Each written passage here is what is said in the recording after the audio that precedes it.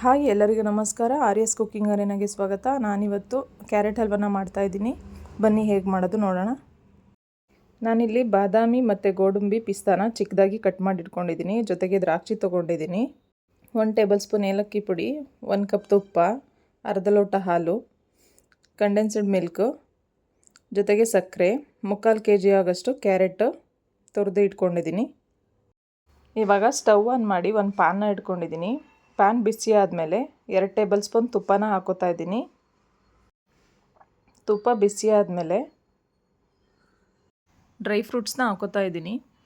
ಕಡಿಮೆ ಉರಿಲಿ ಲೋ ಫ್ಲೇಮಲ್ಲಿ ಫ್ರೈ ಮಾಡ್ಕೋಬೇಕಾಗುತ್ತೆ. ಲೋ ಫ್ಲೇಮಲ್ಲಿ ಡ್ರೈ ರೋಸ್ಟ್ ಮಾಡ್ಕೋಬೇಕು. ಇವಾಗ ಇದು ಡ್ರೈ ರೋಸ್ಟ್ ಆಗಿದೆ. ಇದನ್ನು ಒಂದು ಪ್ಲೇಟಿಗೆ ಎತ್ತಿಟ್ಕೋತಾ ಇದ್ದೀನಿ. ನಿಮಗೆ ಇದ್ರ ಜೊತೆಗೆ ಯಾವುದಾದ್ರೂ ಡ್ರೈ ಫ್ರೂಟ್ಸ್ ಇಷ್ಟ ಇದ್ದರೆ ಅದನ್ನು ಕೂಡ ಸೇರಿಸ್ಕೋಬೋದು. ನೋಡ್ತಾ ಇದ್ದೀರಾ, ಇಷ್ಟು ಡ್ರೈ ಆಗಿದೆ. ಇಷ್ಟಿದ್ರೆ ಸಾಕು. ಇವಾಗ ಅದೇ ಪ್ಯಾನ್ಗೆ 3 ಟೇಬಲ್ ಸ್ಪೂನು ತುಪ್ಪನ ಹಾಕೋತಾ ಇದ್ದೀನಿ. ತುಪ್ಪ ಬಿಸಿಯಾದ ನಂತರ ತುರಿದಿರೋಂಥ ಕ್ಯಾರೆಟ್ನ ಹಾಕೋತಾ ಇದ್ದೀನಿ. ನಾನು ಕ್ಯಾರೆಟ್ನ ಮೀಡಿಯಮ್ ಸೈಜಲ್ಲಿ ತುರಿದು ಇಟ್ಕೊಂಡಿದ್ದೀನಿ. ತುಂಬ ಚಿಕ್ಕ ಸೈಜಲ್ಲಿ ತುರಿದು ಇಟ್ಕೊಳ್ಳೋದ್ರಿಂದ ಬಾಯಿಗೆ ತಿನ್ನೋಕ್ಕೆ ಚೆನ್ನಾಗಿ ಸಿಗೋದಿಲ್ಲ. ಅದಕ್ಕೇ ನಾನು ಈ ಸೈಜಲ್ಲಿ ತುರಿದು ಇಟ್ಕೊಂಡಿದ್ದೀನಿ. ತುಪ್ಪದ ಜೊತೆ ಚೆನ್ನಾಗಿ ಮಿಕ್ಸ್ ಮಾಡ್ಕೋಬೇಕು. 4 ರಿಂದ 5 ನಿಮಿಷ ಸ್ವಲ್ಪ ಚೆನ್ನಾಗಿ ಮಿಕ್ಸ್ ಮಾಡ್ಕೊಳ್ಳಿ. ಚೆನ್ನಾಗಿ ಮಿಕ್ಸ್ ಆದಮೇಲೆ ಅರ್ಧ ಲೋಟ ಹಾಲನ್ನು ಹಾಕೋತಾ ಇದ್ದೀನಿ.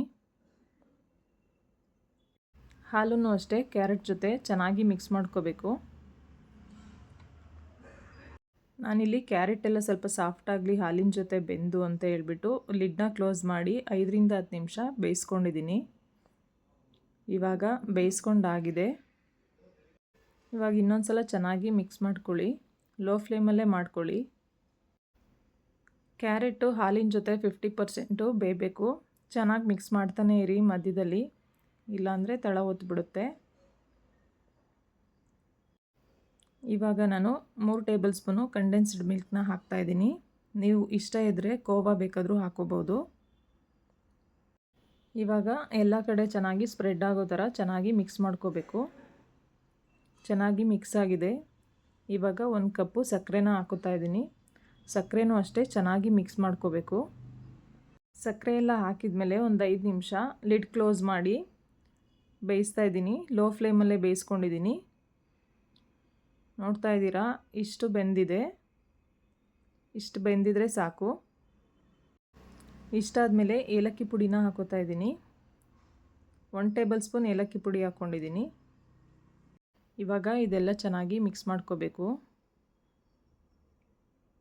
ಸಾಮಾನ್ಯವಾಗಿ ಸ್ವೀಟ್ ಅಂದರೆ ಎಲ್ಲರೂ ತುಂಬ ಇಷ್ಟಪಡ್ತಾರೆ. ಈ ಥರ ಮನೇಲಿ ಒಂದು ಸಲ ಮಾಡಿಕೊಡಿ. ಮಕ್ಕಳಿಂದ ಹಿಡಿದು ದೊಡ್ಡವರವರೆಗೂ ಎಲ್ಲರೂ ಇಷ್ಟಪಟ್ಟು ತಿಂತಾರೆ. ಇದನ್ನು ಬೇಕಾದರೆ 1 ವಾರದವರೆಗೂ ಫ್ರಿಡ್ಜಲ್ಲಿ ಸ್ಟೋರ್ ಮಾಡಿ ಇಟ್ಕೊಂಡು ತಿನ್ಕೋಬೋದು. ಕ್ಯಾರೆಟ್ ಎಲ್ಲ ಚೆನ್ನಾಗಿ ಬೆಂದಿದೆ. ಇವಾಗ ಚೆನ್ನಾಗಿ ಮಿಕ್ಸ್ ಮಾಡಿ ಹುರಿದು ಇಟ್ಕೊಂಡಿರೋ ಅಂಥ ಡ್ರೈ ಫ್ರೂಟ್ಸ್ನ ಹಾಕ್ತಾಯಿದ್ದೀನಿ. ಡ್ರೈ ಫ್ರೂಟ್ಸ್ ಹಾಕ್ಬಿಟ್ಟು ಚೆನ್ನಾಗಿ ಮಿಕ್ಸ್ ಮಾಡ್ಕೋಬೇಕು. ಲೋ ಫ್ಲೇಮಲ್ಲೇ ಮಿಕ್ಸ್ ಮಾಡ್ಕೊಳ್ಳಿ. ಹೈ ಫ್ಲೇಮಲ್ಲಿ ಮಾಡ್ಕೋಬೇಡಿ. ಇವಾಗ ಚೆನ್ನಾಗಿ ಮಿಕ್ಸ್ ಆಗಿದೆ. ಯಾರಿಗೆಲ್ಲ ಈ ವಿಡಿಯೋ ಇಷ್ಟ ಆಯಿತು ಪ್ಲೀಸ್ ಲೈಕ್ ಮಾಡಿ, ಕಾಮೆಂಟ್ ಮಾಡಿ, ಶೇರ್ ಮಾಡಿ.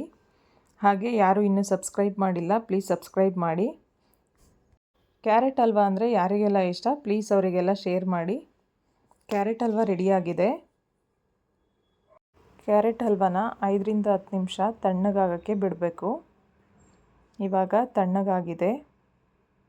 ನೋಡ್ತಾ ಇದ್ದೀರಾ, ಕ್ಯಾರೆಟ್ ಹಲ್ವಾ ತುಂಬ ಚೆನ್ನಾಗಿ ಬಂದಿದೆ. ನಿಮಗೂ ಇಷ್ಟ ಆದರೆ ಪ್ಲೀಸ್ ಲೈಕ್ ಮಾಡಿ, ಶೇರ್ ಮಾಡಿ, ಕಮೆಂಟ್ ಮಾಡಿ. ಈ ವಿಡಿಯೋನ ನೋಡ್ತಾ ಇರೋಂಥ ಎಲ್ರಿಗೂ ತುಂಬ ಹೃದಯದ ಧನ್ಯವಾದಗಳು. Thank you all. Thanks for watching.